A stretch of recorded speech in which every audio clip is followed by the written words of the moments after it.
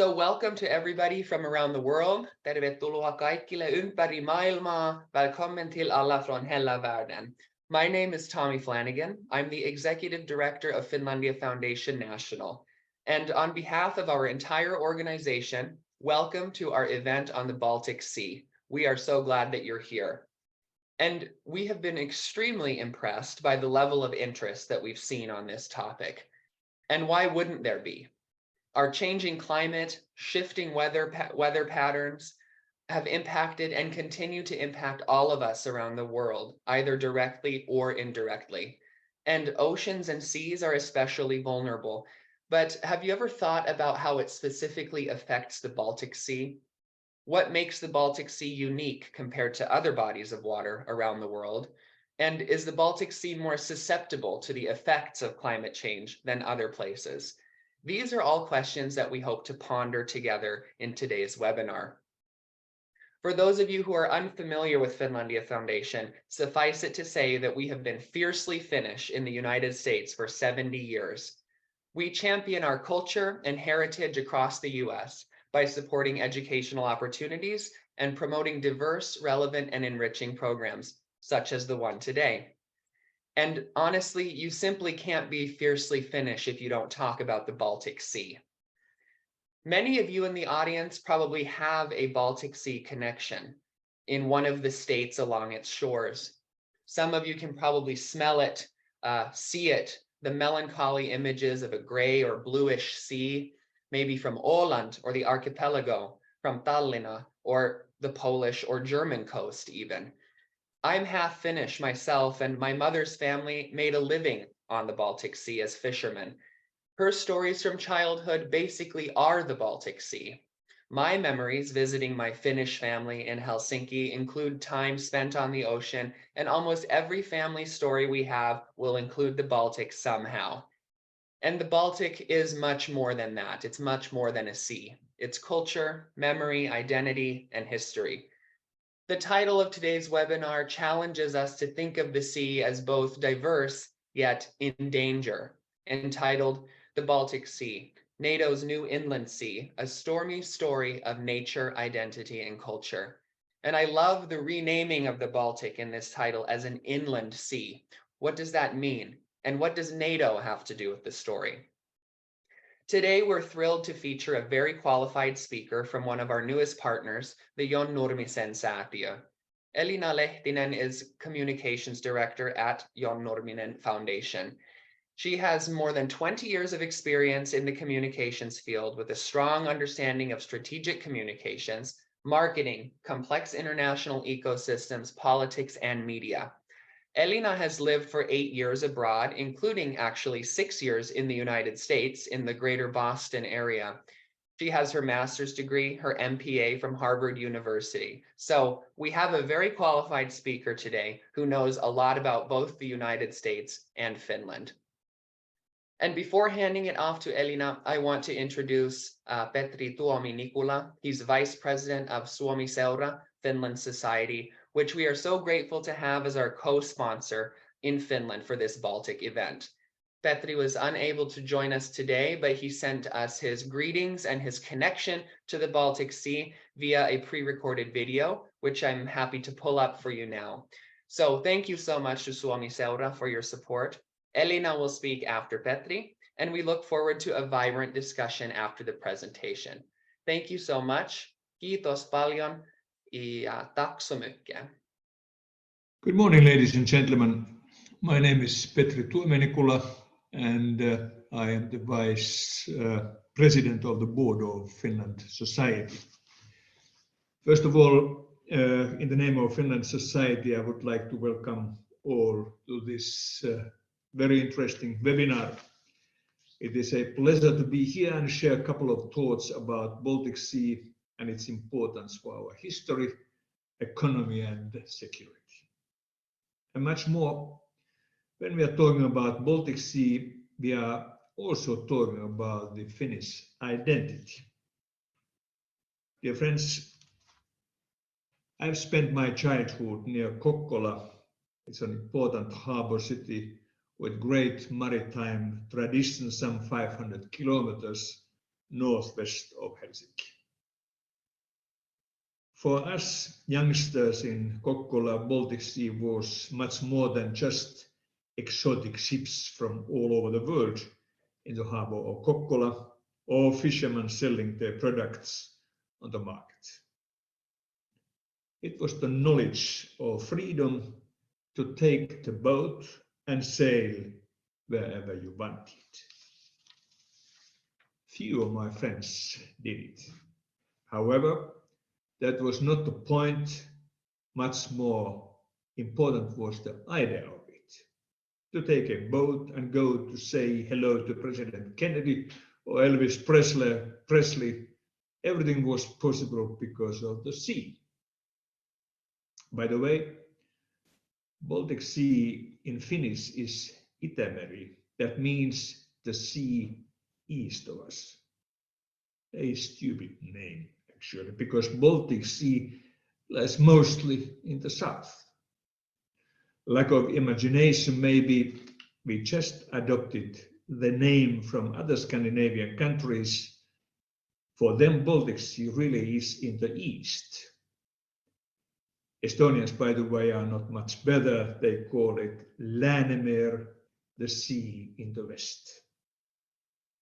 Dear friends, there's a common belief that Finns go very well with Irish, at least drinking habits are the same, and that Finnish sense of humor is very similar with the British one.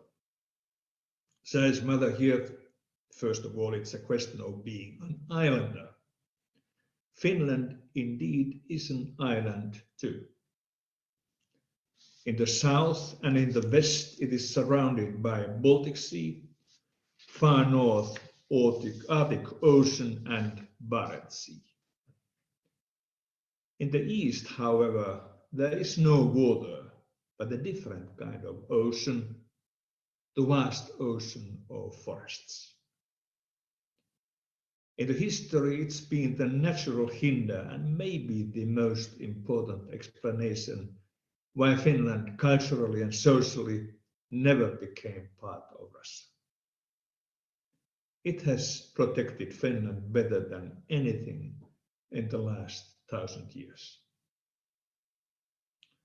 First becoming a nation with Western values and institutions in the 19th century, then full independence, then European Union, and now joining the NATO alliance. Seas and oceans can separate or unite.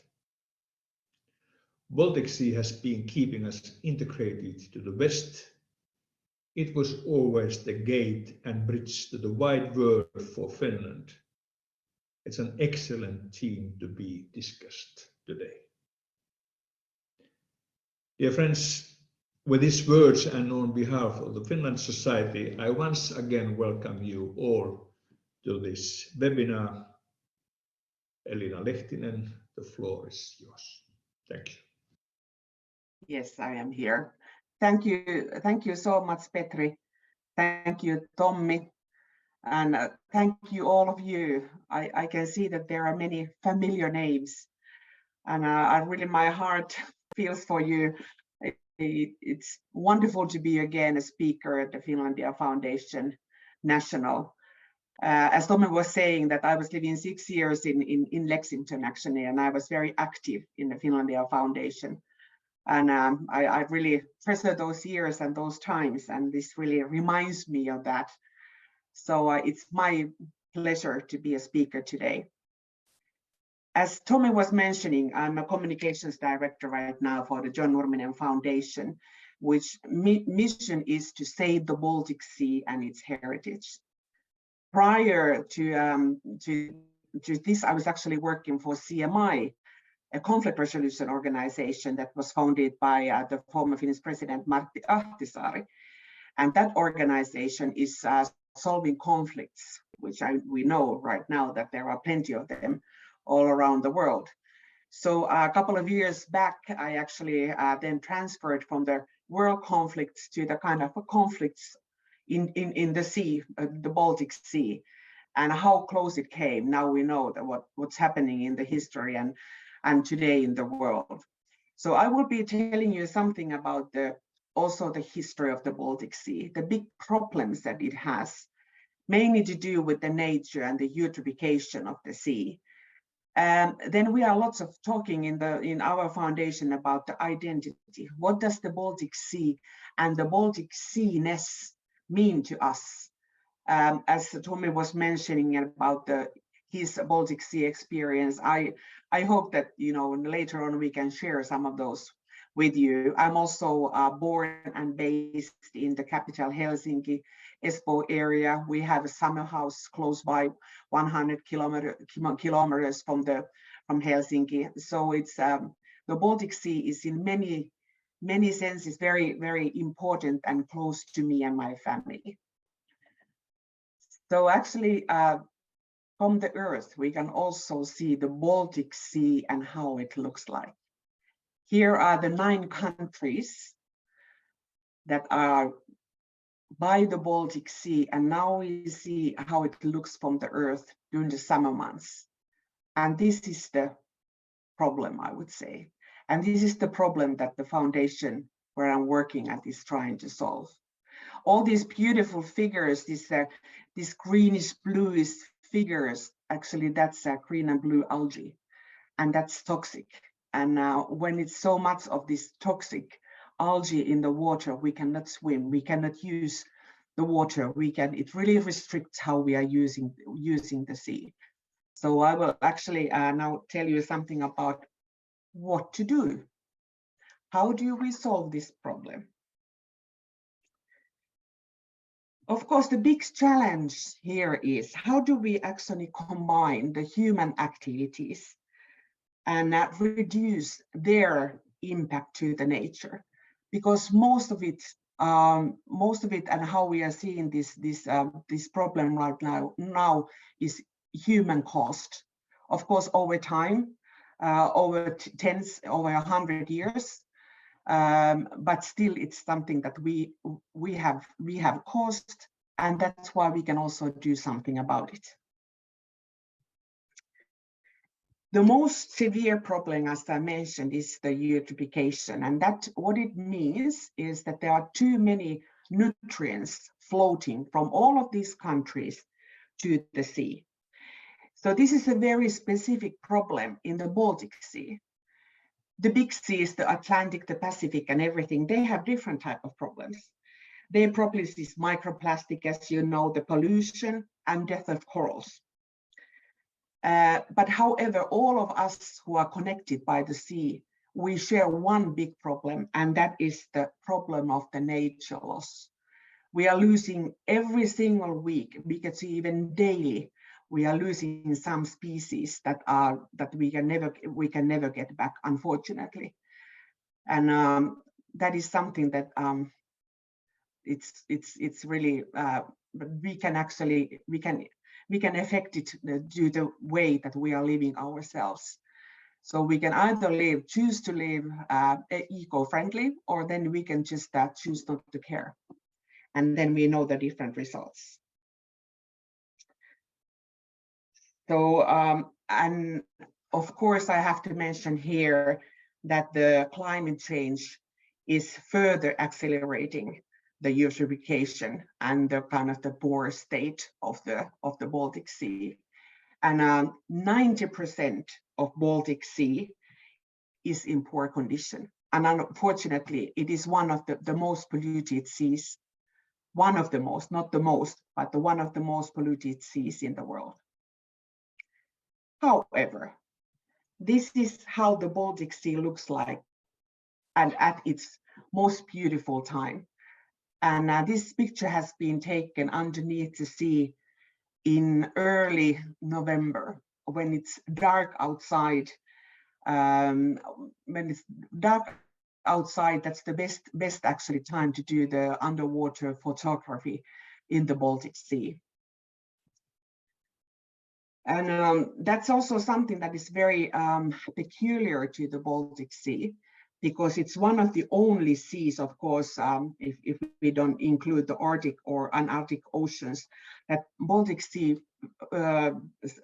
freezes during the winter. And it used to freeze the whole of the Baltic Sea. Nowadays, there are only bits and pieces here and there, but still there is ice cover, and there should be ice cover, because the ice cover actually is protecting the very delicate nature of the Baltic Sea. So a little bit about the history. It's always been there, the Baltic Sea. This map is from the 1500s. And as you can see, Finland was drawn in a very different way in the olden times, hundreds and hundreds, like 500 years ago. And as we all know, it's part of our national story. It's part of our heritage, and in the Kalevala stories. There we are talking about the Pohjola and the Väinölä, and Finland was actually divided in two different parts. So it's very much in our DNA. So after when the Finns, before the Finns, there was some habitation at that time, before the Vikings actually came. But the Viking era was starting to be the kind of one of the golden times in sense of trafficking within the Baltic Sea. So it was mainly the Swedish Vikings actually that were also, they also came to the Finnish coast, and then they went all the way to the Russian, with the Russian rivers to the Novgorod as well. And the very golden times in history was the Hanseatic League in the medieval times. And that's something that we go very often back to when we are talking about the Baltic Sea. The Hanseatic League was, of course, led by Germans. It's from Lübeck, and it was like a trade league. But at that time, there were a lot of trade happening in different countries, in different Baltic countries. And here I have to mention that there are 9 Baltic countries. And as I'm not doing the quiz for you, I will one more time read them for you. So there are, as you see, Finland, Sweden, Denmark, and those are the Nordic countries. Then we have the Estonia, Lithuania, and Latvia. And then we have the 3 biggies, so to call. So we have Poland, we have Germany, and of course we have Russia. So, but at that time, the Hanseatic League, so that was the kind of the superpower, the Germans, and of course then the Swedes and the Norwegians, the Danes. There were a lot of wars already at that time. And the Dutch fishermen took over the Baltic Sea in the 16th and 18th century. And they were also happening, they were like a tar, beer, and all of that was actually traded.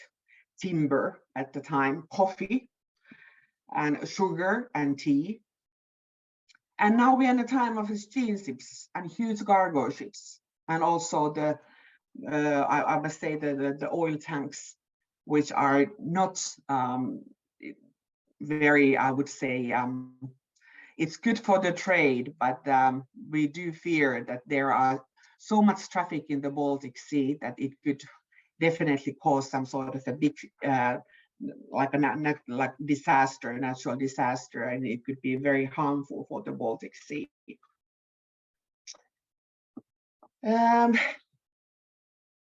One more time here, I must mention, Finland is an island, and that's why this history is so important. We always have left from here to trade, to move, to live elsewhere, to see other lands. If you think about that, you look at the Denmark, and then we have our ways to the Atlantic Ocean. It could be easily locked, and it has been locked in a long, like 2,000 years ago. The Baltic Sea was a kind of it was an inland sea. And now we are starting to talk about the inland sea one more time, but then it was really an inland sea. So it hasn't been, it's a very new sea in that sense. So it hasn't been long that we've been able to go from here to the Atlantic. But I must say that in Finland, we are there in the corner. For us, is even more important to some of these other countries that actually can trade and can do all of that through other means. And here I'm meaning also that using the rail or just the trucks or other oceans. Here is our beautiful Helsinki. And as we know that this history of Baltic Sea is definitely history of Finland's economic history as well, as I mentioned. All of like today as well, the foods and all of these cars, smartphones, clothes, they mainly are traded through the cargo ships that go through the sea and transported through the sea. There are 30,000 vessels in a year that actually will enter the Atlantic Sea through the Danish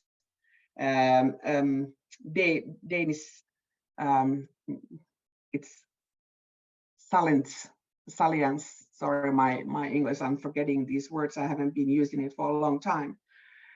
So it's a Baltic Sea, one of the world's busiest sea. So in that sense, also in case there could be some harm from accident or something could happen, so that's a real threat here.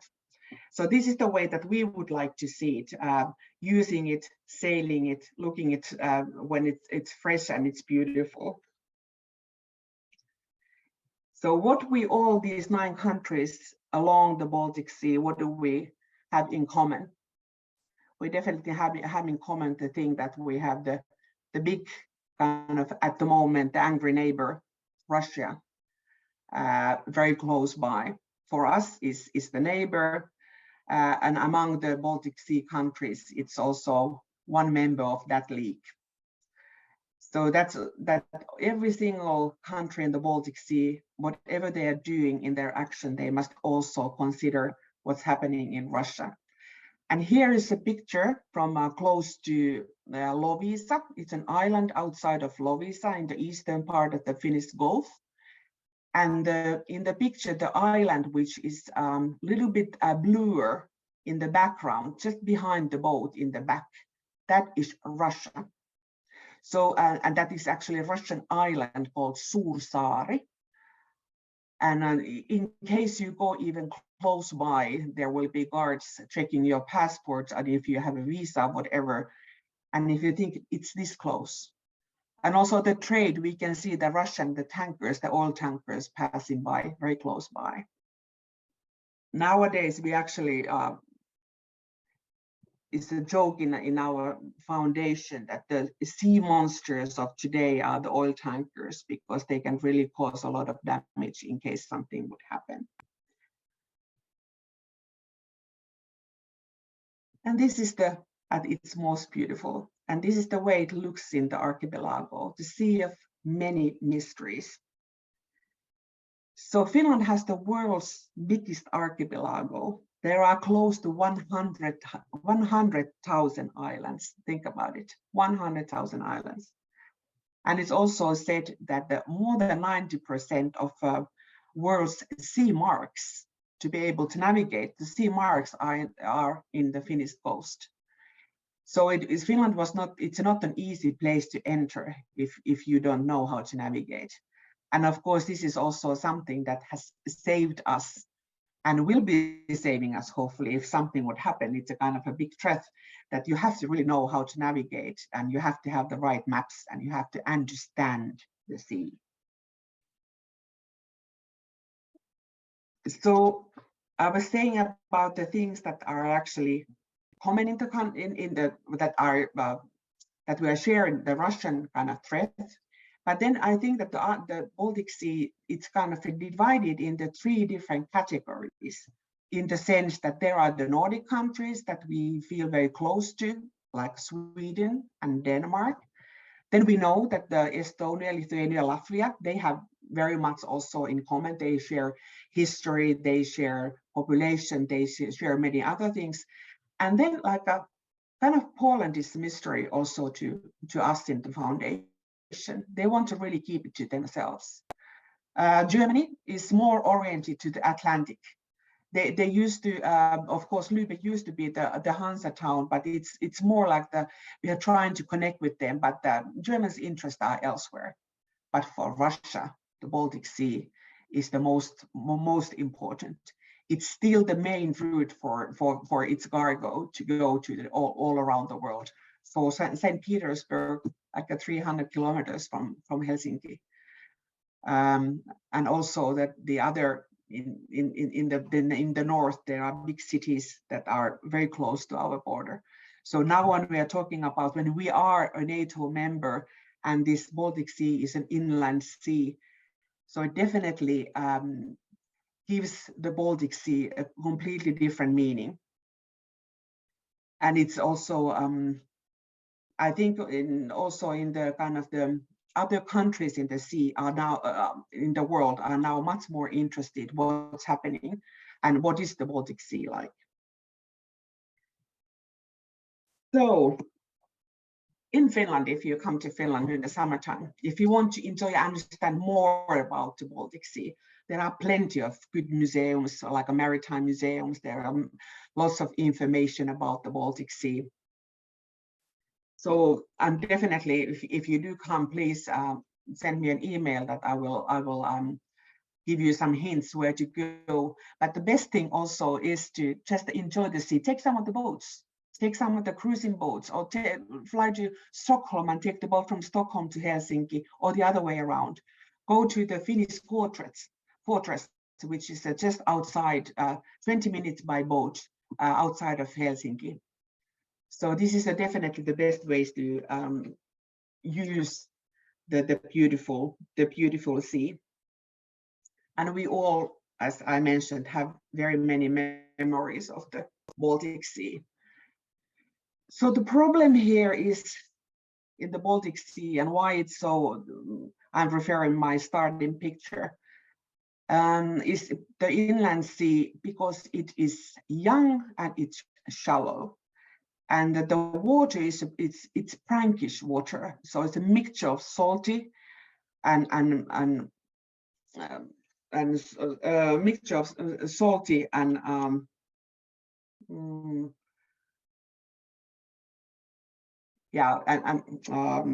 makea vesi. So low, it's very low saline brackish water. Its average depth is only like 54 meters. And if you think about the Atlantic Ocean, its average depth is about 2.5 kilometers. So that's something that is completely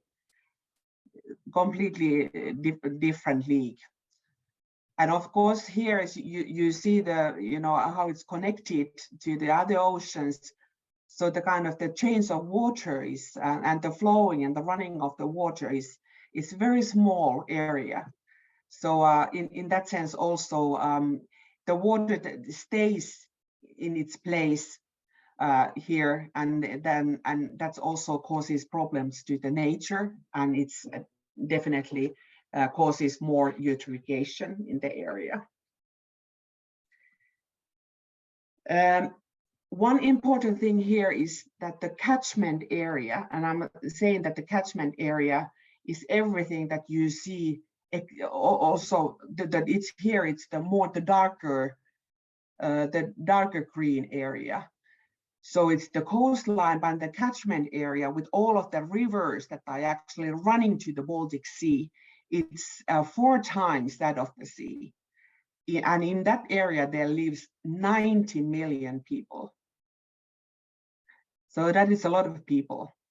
And we very often are mistaken to think about that only the things that we are doing on the coast, they are affecting the sea or the identity of the people.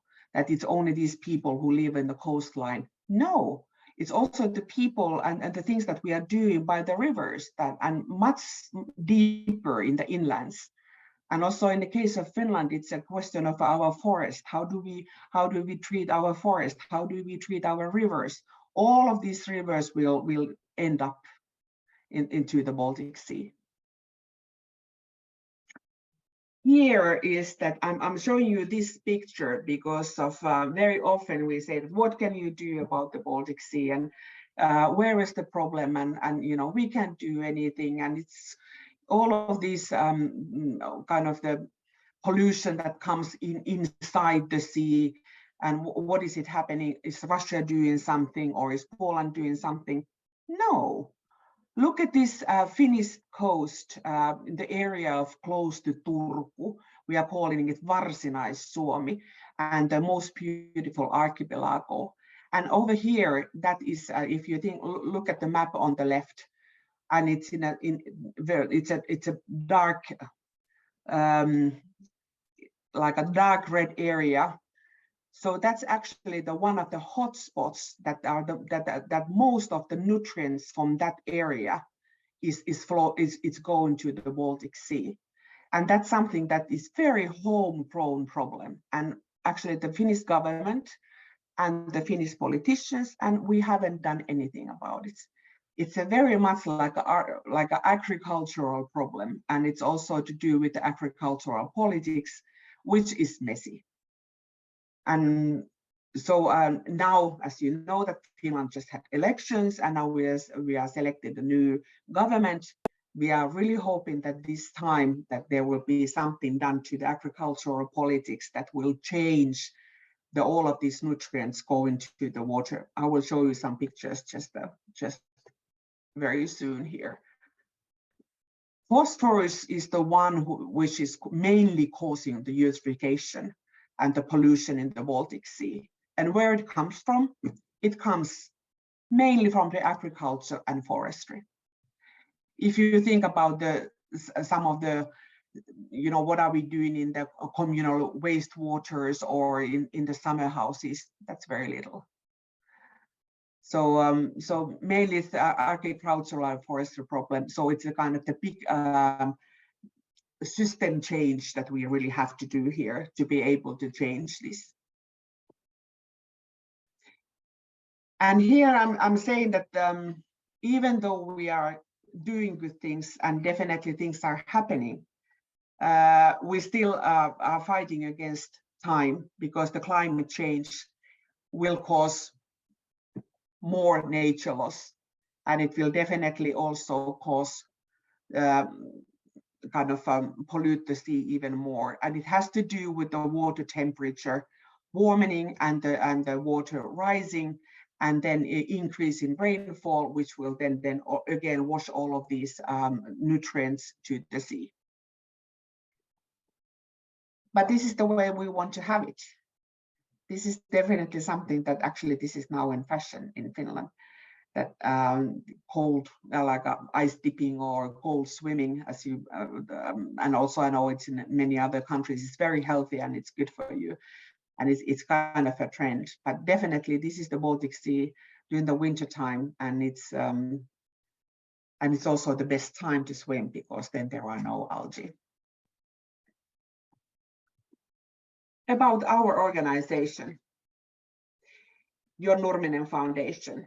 As I mentioned earlier, we are here in Finland to save the Baltic Sea and its heritage for the future generations.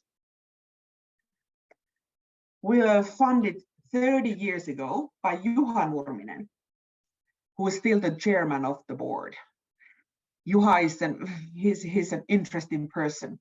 He comes from the family of salesmen, and he actually had his own steamship when he was born. And he's been sleeping his naps when he was a baby on board the ship. He dives, he takes pictures, he loves to see, and he actually collects old maps. And this is how it all started. He's one of the, I would say Europe's, but definitely Northern Europe's, he has the best map collection, old map collections. And that's why he actually started the foundation. He wanted to protect the maps. Then he thought, okay, maybe if I'm doing the maps, I should also do some books, some interesting books about the Baltic Sea and its history, like the books that people would like to see nice pictures and people who like to know more about the Baltic Sea. Then one day, it was 97 that he was actually, it was the summer of 97, he was with his son, they were supposed to go diving. He has a couple of islands in the Finnish Gulf, and he was supposed to go diving and swimming, and there was so much blue algae that Juha thought, what am I doing? Why am I collecting maps and printing books if the Baltic Sea is dying? And then we started the organization, we started the environmental projects. So 2005, and definitely since that we've started more than like 40 different projects, big and small, and all over the Baltic area. And as I'm mentioning here, that we also started 5 years ago the Baltic Sea Day, which is in every August, the last Thursday of every August, that all the 9 countries of the Baltic Sea are celebrating our precious sea. And now I would say very humbly that definitely we are a leading high impact actor in the area. And here we are. We are 23 right now, but we have strong connections with different research institutions. And whatever we do, we always base it on the very in the research and different research and other environmental organizations. And then in that sense of what I was saying that we are doing the nature is important to us, and the books and the culture, and that makes us unique. That is a combination that none of the other organizations have. You have other cultural organizations, or you have the conservation organizations, but to combine these things and think that they are the same. It's the human relationship to the sea. And that's something that is unique in the John Nurminen Foundation. And here are all of the different projects. I was saying that we have had 40 of them all around. And all around the Baltic Sea area. We even had one in Ukraine, in Lviv, but of course it's not. We are not doing anything there right now. But ready to start immediately when the time comes. And I was mentioning that out of those 40 that we started, we have completed 34. So kind of this whole thing that we are measuring everything that we do. We have a certain timeline, and we are following it very critically. So this is that we can actually divide our environmental projects. We have these eutrophication projects that we are trying to reduce that.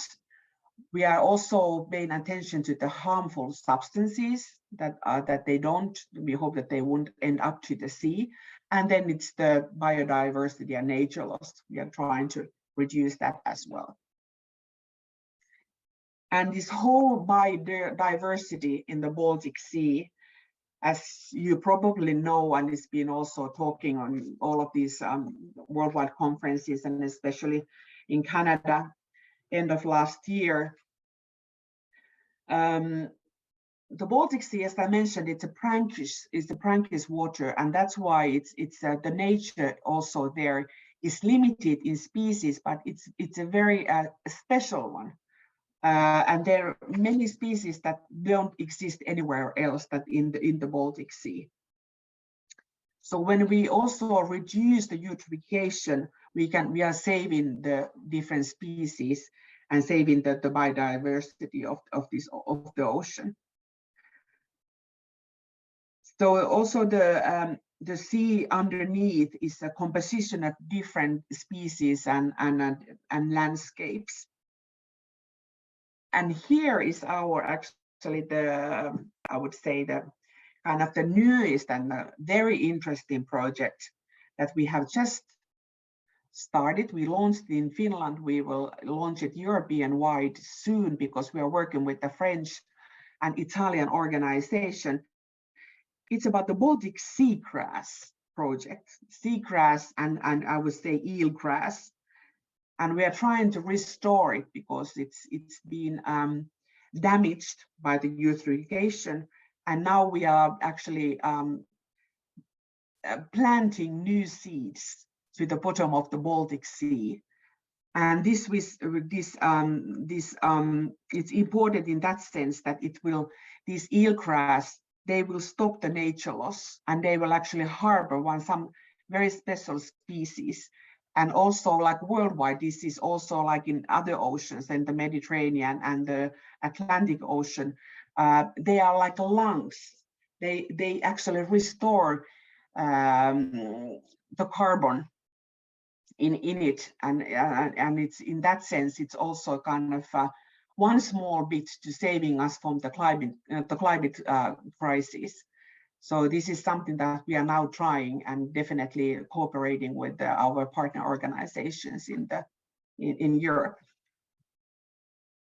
And this is what I mentioned already. This is the celebration, the Itämeri-päivä every year. So I definitely hope that if there is something that you could do, or the Suomi-seura could do, or elsewhere, this is something for everybody. This is you can just post your act to the social media, and you can celebrate it by yourself, your friends, or then we are having actually big celebrations in Finland in many different places. But last year already, like 7 countries participated. Like Russia did something, but we didn't kind of do it together. It was more than 20 cities, and there were like over 300 activities across the Baltic Sea. And it was an early morning opening with the different mayors of different cities, and it was like a kind of this European song contest. That this is Helsinki, do you hear Tallinn, what's happening there? Tallinn, does Stockholm here? And all of these sort of things. So it's a really fun day, and it's all launched by us. And now also, like so many other people has taken it for kind of taking part of it and celebrating the sea.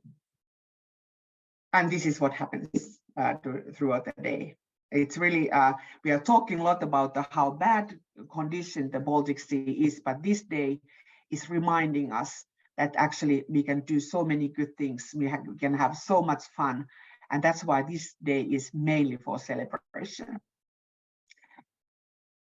So now I'm coming to the very interesting question of what can we all do? And that's why we are talking about the nutrition, and we are talking about food, and especially the healthy options. And this is also that this is what we are talking about the Baltic Sea Day as well. So we are very often being asked, what can I personally do to save the Baltic Sea? Yes. The single most impactful act is to eat less red meat. So you should either eat vegetarian-based meals, or then just eat meat a couple of days a week, and definitely favor Baltic Sea wild fish, like here. And then, of course, there are different things that you can do also. There's some small things that us consumers can do. The main thing is to kind of consume less, definitely. And all of these cars and electricity and our choices, they also somehow will, and they are impacting the sea. And in our organization, very many actually are using, like as you know, that most Finns are anyways using the public transportation, but bikes, trams, and that's favored. actually, that you actually, when you go to work, you are taking public transportation or definitely or electric car, but you are not using any more like a harmful substances because they will somehow end up to the sea. And here is the thing that I would like you to experience one of these days. If you haven't already, I would love to have and hear some of your own memories and experiences of the Baltic Sea. So the things that we need to do is to save the Baltic Seas, we definitely need to protect the sea. We need to have all of these. We individuals have to understand. That's why we have to understand the history. That's why we have to understand the good things. That definitely that we and see these beautiful pictures also in like a bottom of the sea and inside the sea. That how beautiful it is. That's something that we want to protect, and there are ways to do it. Then we definitely need legislation, as we know that we are lazy people. If we are not restricted in some ways, that it's much more easier to restrict something and through legislation. And there we need smart politicians. And it's kind of mystery for us that most of the politicians from all the wide range, they love the Baltic Sea. When we go and talk to them, they all, enjoy it. It's a good thing. It's a wonderful thing. Now it's in the center of attention. But then when you have to change policies, that's much more difficult. But in time, we are doing it, and it never happens in isolation. Something to save, as we know from the climate change. If one country does something, the impact is this one. If you're all doing it, so it's much bigger. So definitely this also applies to the Baltic Sea. If all of the 9 countries are in it, it's much more easier to see kind of a bright future.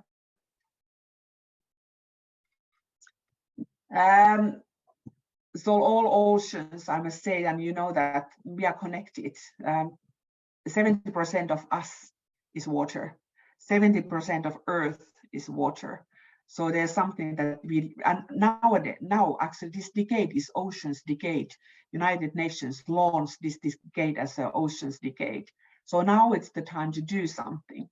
And without water, without oceans, we have nothing. There wouldn't be life on Earth. So definitely this needs us, but it needs the politicians, businesses, and all of these different organizations that are doing things for the Baltic, for the seas. And of course, the technological innovations are a help. They're starting to be a help, but definitely a much bigger help in the future. We are also right now looking for some technological innovations. And this is something that I want to leave you with. The more we understand the sea and we have a personal connection to the sea, definitely the more we have the desire to protect it. And it's not too late. We can still do it. So thank you. And I'm happy to have any questions. Thank you so much. Fantastic, Elina. Thank you so much for your presentation and all of the thoughts from the history to the issues we face today. There are a few questions that we do have in the chat, and we ask anybody who has more questions to put them in now, because now's your time. But before we ask those, I'm going to be selfish and ask my first question, because I'm interested. You talked so much about the history, about how there's kind of a unique, the Nordic countries are slightly different than the way that, Poland versus the Baltic countries, and then Russia and Germany kind of as bigger powers. And, we have NATO in the title of this to kind of talk about the sea, Baltic as an inland sea. So I was wondering, does the foundation, now that NATO is a much bigger topic and Finland has just joined, very recently, what is the foundation's kind of, what are you doing with that, or how does that change the work that you're doing now that NATO is such a hot topic again? So we are non-political in the sense that we don't like really, let's say, vote for or against NATO. But of course, we are, generally happy that definitely now we are part of NATO. Yeah. Security policy nowadays is starting to be a new hot research topic in Finland, and also the research institutions in Finland. I've spoken personally with a couple of researchers that they are now starting to this new strands of research about this whole kind of environment and the kind of ecosystem of the Baltic Sea and the environment, and also dealing with Russia. So it's always been recognized that the Baltic Sea is actually very warry sea. There's so many shipwrecks with it, like a deep in the sea, and it has to do with the different Hansa wars. It has to do with the Second World War. It has to do with the all of these wars. And as you saw the coastline of Finland and all of these islands, definitely there are a lot of shipwrecks. But we hope that there won't be any. As I mentioned many times, that we are very stressed is the oil spills. Right. And the tankers that are going, because it's so small sea and it's the busiest sea in the world, and there are so many big tankers, and many of them are like a size of 300 meters. That's like a 900 feet. Yeah. So these huge tankers. So what if there is a storm, and there are big storms in the Baltic Sea? What if something happens? So that's something that we don't know, because we don't know if Russia is following all of the regulations. They've showed that they are not. So that's a kind of the fear that we have, that all of the other ones, the countries are following and following the rules, and then there's one random, the pirate kind of who does whatever she pleases, and that's a kind of a general fear that we don't know, the big unknown, and we don't think that it's going to be over soon. So if there are, because now it's an NATO inland sea, are there maybe coming some small, like a pokes, and are they the threats or hybrid acts? So we don't know. Yeah. Of course, we are working with us, and us also, but I know that the Finnish like military and researchers and everybody working together, trying to also kind of think of kind of trying to forecast what could be these things that could be happening, and then be prepared. Yeah. But there's a big unknown that we are uncertain, so that it's definitely something that worries us. Absolutely, and that's an interesting connection to history about how much the Baltic Sea has been connected to kind of conflict and war through history, and we want to kind of stop that or change that. So it's an interesting connection to the modern day. We have another question here that I think other people will have a similar question. I think we've all heard the advice for environmental topics to maybe eat less meat. Generally, eat more plant-based foods, but the recommendation you made is to actually eat more white Baltic fish. And one of the questions here is that really the advice? Is there enough fish? So can you kind of explain how that is a helpful thing for the Baltic? Yeah, because all of the fish, they are actually, it's very nutrient. So when they die, they also kind of eutrophate the sea.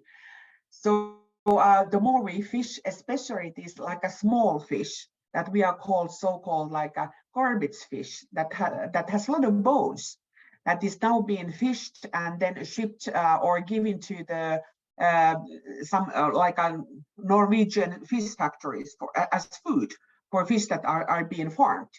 And fish farming is also, if you do it in a way that the Norwegians are doing, if you would do it in the Baltic Sea, that would be very, very harmful. So that's why the wild fish, it's good to eat the wild fish, and especially then the small kind of so-called särkikalat. I don't know what is that in English, but the fish that we don't normally eat. Yeah. that are in the bottom of the sea. So it's actually, those are healthy, and all the time now we are developing and starting to develop new products, that how could we actually fish them and then produce them in a format that it would be eatable for humans. Yeah. Are more attractable as well, and it tastes good, because mainly we eat like a salmon, and there are not too much salmon to be eaten in the Baltic Sea. Yeah. Or pike, and you know, the good fish that we would like to eat, that we would like to fish, there is not enough of that for kind of mass production. Yeah. But it's eatable. I was there's some of the comments. It's definitely, it is eatable. Some of the fish is actually, if you're going closer to the Poland, Germany, and Danish coast, there the fish there's been some mercury measures that they are recommending that you should eat only a couple of times a week. But in Finland, actually, it's not nowadays. It's all okay to eat the fish. Not every day, but definitely 2, 3, 4 times a week. Mm-hmm. And then vegetables. But the red meat is much more harmful because of all of the animal production and the manure that actually then has a lot of nutrients, and that will also go to the sea, and then we have a problem. Yeah, so it sounds like a good, or advocating for a good balance, right? Of Definitely, less of one definitely. thing, more of another, brings things into a balance Yeah. of some type. Yeah. Yeah, I think that's really interesting. So after this, we can all go eat Nordic, Baltic, white fish that may or may not be available where you live, but that's for the Baltic Sea, an interesting thing. We do have a question here about the shipwrecks. That's kind of interesting. I think that's also part of the historical mystery, right? When people think of the Baltic Sea, and it's kind of full of mystery and shipwrecks and that kind of thing. So this question is about, since the sea is not actually that deep, are there shipwrecks down there that still need to be removed, or are there projects like that going on? Hello, can you hear me? I can hear you. Can you hear me? Yeah. Actually, there was just one of the well, it was just last year, like 1 year ago, very close actually where my summer house is. So it's in close to Hanko, I would say, Tammisaari, Hanko, who's familiar, but in the very end kind of like the southeast point in Finland and the coastline. So close there has been found a new wreck, just that has been preserved perfectly. It's 30 meters deep, and it's they were like artillery, they were plates, they were everything. It was just like a couple of months ago that the Finnish museum officials were saying that now there's a kind of a diving ban, that you cannot go there because of we want to research it first. But every time we are finding all the time new shipwrecks, definitely. Yeah. And it's because of the brackish water that they actually they are preserved quite well. So there have been, like everybody, most of you might know the Frau Maria, which is close to Åland Island, that they find like champagne bottles, like a perfectly excellent champagne. So that many of the shipwrecks, but also the things that they've been carrying along are preserved well. Yeah, that's really, really interesting. And I think adds, like I said, to the mystery of, you still have some of these things that have been preserved by the ocean, by the Baltic Sea. Pretty amazing. We do have another question here, kind of going back to the fisheries, about coastal fisheries in the Baltic collapsing potentially, is what one person wrote here, especially with regards to seals in the sea. So is there any work that John Nurmisen Saatio is doing with the seal population as it relates to fishing? Anything you have on that? Yeah, that is also one war, definitely, between the fishermen and the environmentalists that want to protect the seals. we have done some books, especially we've been working with the kind of the fishery itself, and is there fish and what kind of fish there is in the Baltic Sea, and what is the if there are enough actually the fishermen nowadays, and how many are there, Right. and does it give you bread? Does it is it okay? And there are only about less than 100 people that are fishing for a living nowadays in Finland.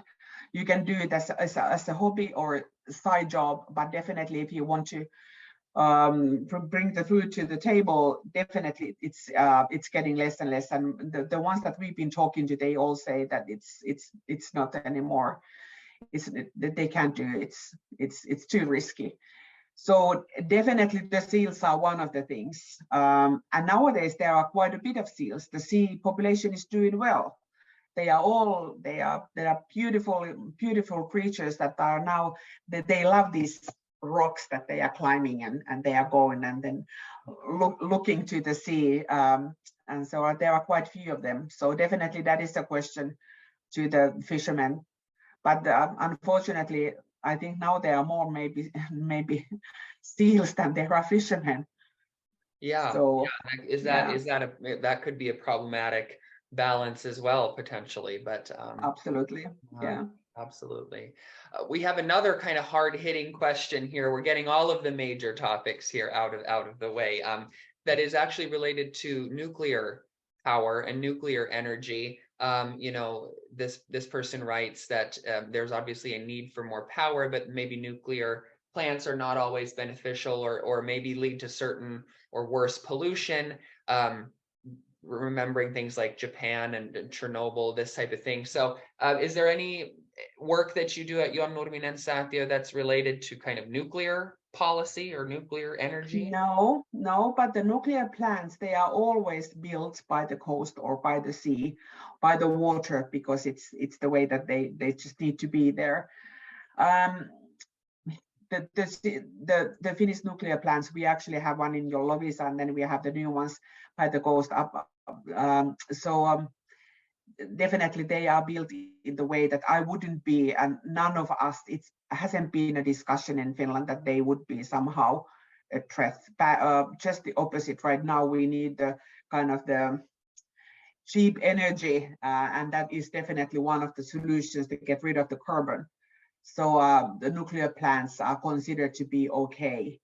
Chernobyl, yes, but that was that's also kind of a different problem, and we don't have tsunamis like the Japan, so and earthquakes. So in that sense, then the way that the Finnish are building it, I'm kind of if there are somewhere that you would like to build a nuclear power plant, and the organized way that the Finns normally we do the things, I wouldn't be too worried about that in this time and age. So the new ones are pretty secure. That's my personal opinion. Okay, yeah. Well, thank you for sharing. It's definitely an interesting conversation, especially as we get more, electric vehicles and the need for more energy, this type of thing. So it's definitely an interesting one. We're getting a little low on time. I think we have time for maybe 2 more questions. It's also getting late in Helsinki, and so we don't want to take your whole evening. But about the nutrient management and that relation to agriculture, I thought it was interesting that you pointed out that Finland is actually one of the, in that regard, maybe one of the highest contributors to that pollution. So it's always interesting to look within as well, right? And say, okay, Finland actually has a part in this too that can be dealt with. It's not always just somebody else. And so I really like the fact that you point that out from the Finnish side.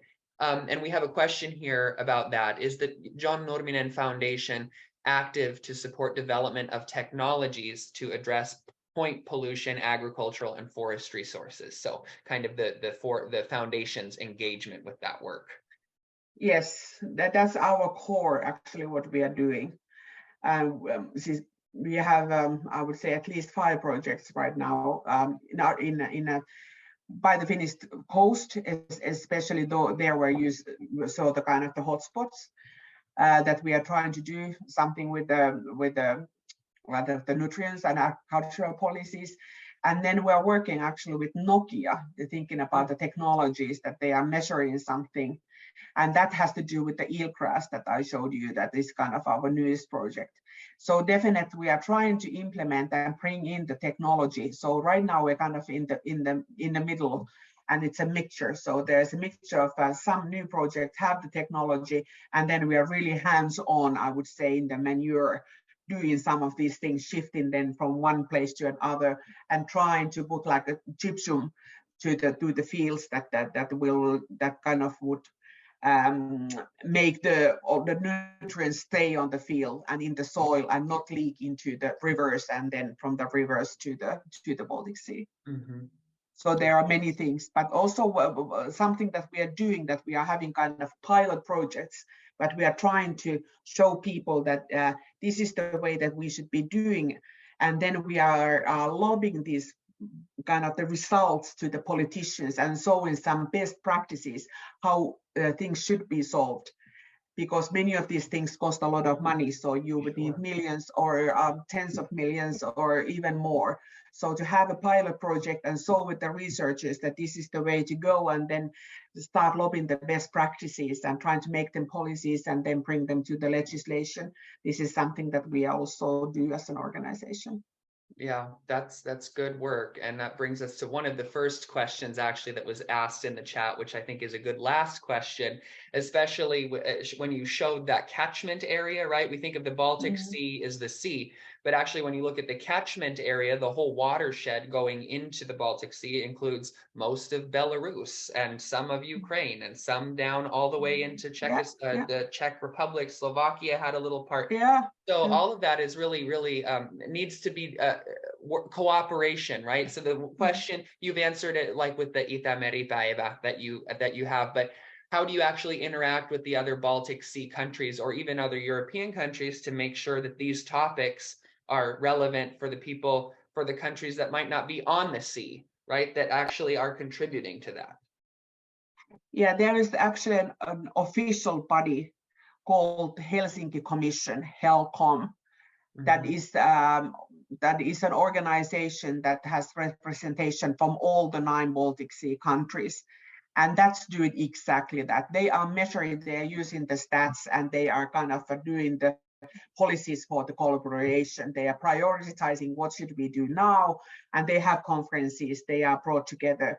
Right now, the problem is that they can't do anything because Russia is part of that, and now they've been thrown out from the commission, and kind of many things are kind of in the between.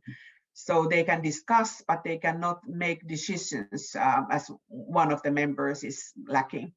So there are many issues right now because of this situation. So and we can't answer, we just have to, and we hope that this would be soon over, but as we kind of think that maybe it will not be. So definitely the geopolitical situation, right, it's not easy. It's rather difficult, I would say, and definitely impacts the Baltic Sea. Yeah, and that's like so many things. That geopolitical situation now has kind of, for lack of a better word, frozen a lot of discussion and progress on things that are also highly important, such as saving the Baltic Sea and environmental questions. And so I think we're going to have to, we all hope as well that situation smooths over soon. But I think that just makes it even more important, the type of work that the John Nurminen Foundation is doing to keep pushing forward. The work is really impressive. So I want to thank you on behalf of Finlandia Foundation, National for sure, for being here. It was great to have your time on a Saturday. We have people all over the place here logged in to listen to this. And so I'm kind of thinking that we might need to have another one of these Baltic-centered webinars, and maybe even in the future we can have some input from other Baltic countries and have a panel. So there's a lot that we could do on this topic. And I think you've really just scratched the surface for us, Elina. Exactly, so, definitely. Yeah. And I would say that in case some of you are coming and visiting Helsinki or Finland this summer, there's a beautiful exhibition in Suomenlinna in the Finnish fortress it's called The Unknown Baltic Sea. That's also one topic to discuss. And we are talking about there are like 7 different artists that actually are bringing their relationship to the Baltic Sea and putting it, there are some sounds, there are some video, and there are some beautiful photography and some other pictures. So in case if you happen to be in Finland, go to the Finnish fortress and go to the exhibition called The Unknown Baltic Sea, done by the John Nurminen Foundation. Wonderful. And that's also definitely, we are always saying that the sea is something that is it's also within ourselves. So the kind of throw you the challenge that think about your own relationship to the sea, because it's one of these things that we know that it really is a mental exercise to hug the tree and you're feeling much better. But if you're sitting by the sea and you're just listening, so that's definitely something that could bring you your welfare a good deal. Yeah. So I'm challenging you to think about your go deep inside and think of your own relationship to the sea. Yeah, I think that's a great challenge and a great way to end. Good plug for going to Suomenlinna, and if you are in Finland at the end of August, also Itämeri-päivä, or anywhere in the Baltic area, it sounds like. So thank you very much. I also want to thank Suomi-seura for helping us to sponsor this, and I want to actually give the floor for our final closing to someone who's really helped plan this, Tiina Strandberg. Thank you so much, and I'll pass it to you. Thank you.